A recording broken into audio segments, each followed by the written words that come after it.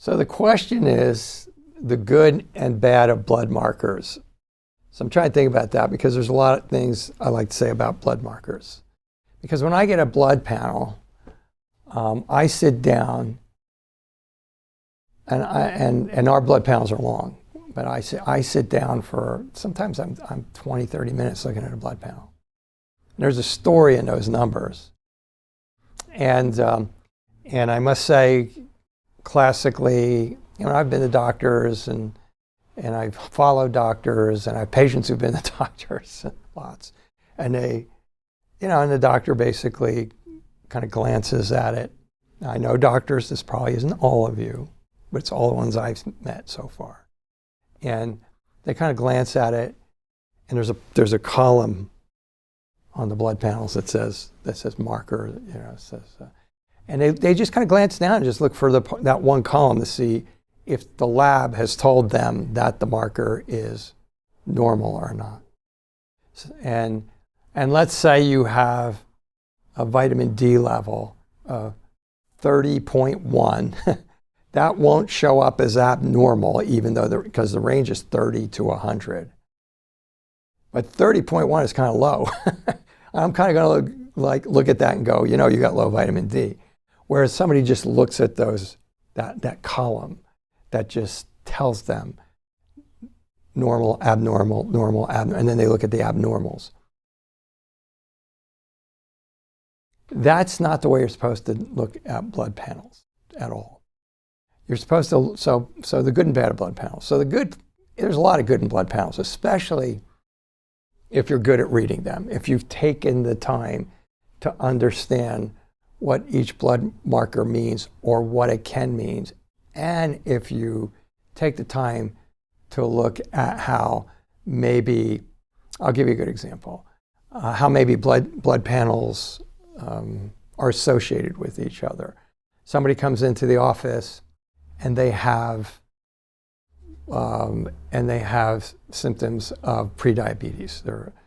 They're falling asleep after meals. They're putting on weight for no reason at all. They're urinating 5 times a night and so on and other things. And they have all these symptoms. And then you look at the blood panels and their A1C, which is the gold standard in the medical model for blood sugar, is normal. Maybe it's high normal, but it's normal. They're done. That's it. If that person has all the symptoms of it, then you should know, and I must say, there's just a lot of people who don't know to look farther. Next thing you should look at is the lipid panel. Why would I look at the fat panel? Because 7 to 10 years before your blood panels show prediabetes, your triglycerides will go up. Not your cholesterol, not your low density, your triglycerides will go up. If your triglycerides are equal to or greater than your cholesterol and you have pre-diabetic symptoms, you should treat for pre-diabetic. Because not only are you getting the symptoms, but you're getting the inflammation, you're getting the inflammation in the arteries and the brain and so on and so forth. So is that the bad or the good part of lab numbers, okay, of lab ranges? So the basics on lab range are this. Each lab range is affected by the lab that you go to. So each lab has a patient population. So if you go to Beverly Hills, or if you go to the ghetto in central Chicago, now I lived in Chicago, and I was in an internship in the ghetto. So I can say that, okay? Don't cancel me or anything like that. These are different populations, all right? And you're going to get different numbers from people who are eating, maybe they're eating too richly, maybe they're gonna be overweight, maybe they're gonna have, or maybe they're running on treadmills or stuff like that, versus the people in the ghetto who maybe are suspect of having, in a ghetto, of having a more difficult life, maybe having a little bit more difficulty, maybe eating fast foods, maybe not eating, that type of stuff. their labs are going to look different. The lab range in that, and I grew up in a minimum wage neighborhood, so we could use that too. The lab range in that neighborhood, okay, are going to be different than the lab ranges in the wealthier neighborhood. And so what they do is to make the lab ranges for that lab, they take a bell curve of all the people in that lab, they cut off the ends, and then that's their norm. Lately, so there's a lab number, there's a lab marker called homocysteine, okay? I'm going to use this for an example because this is a perfect example for this question. What is the good of this marker? If you know how to read this marker, you know that maybe this person doesn't process their vitamins properly, their B vitamins properly. You know that maybe their liver's not detoxing properly. You know that there's an inflammatory response going on primarily in their brain and their nervous system. You can know all that if you know that this lab is normal or not normal. Okay. How do you know that though? Because right now, I don't know what's going on with homocysteine out there, all you guys in the labs, but the ranges can be 0 to 6.7. So over 6.7 means the person's got high homocysteine, they're not breaking down their B vitamins. If the person's coming in here with brain fog, mental fog, anxiety, things of that nature, short temper, that could be a big finding, okay?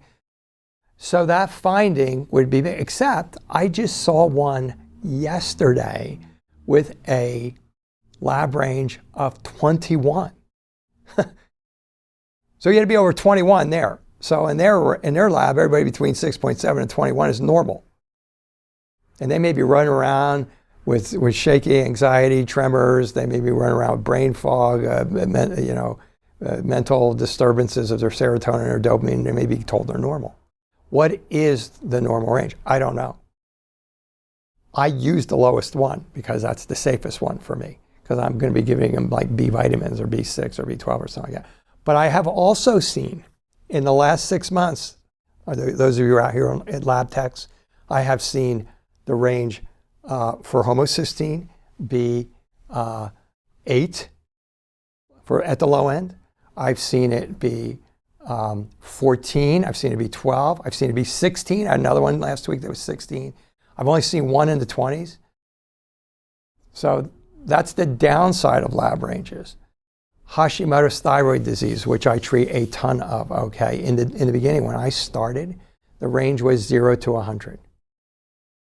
Some of my colleagues who were doing research on this said it should be 0 to 9. So we use 0 to 9 because it seemed to make more sense. Because we had a lot of people who were like 60 and they had all the symptoms of Hashimoto's and they were being told they were normal. Now it's come down to, in my town, so I'm in Reno, Nevada. So there's one hospital here, the range is 0 to 9. There's another hospital here, the range is 0 to 34. And there's another hospital here, the range is 0 to 32.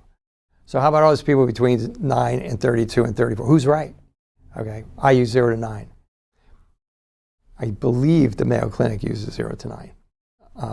But you can check me on that, but that's what I've heard lately.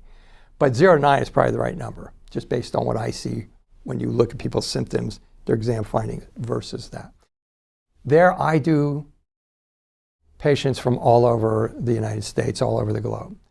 In places in Alabama and Mississippi, the range is still 0 to 100.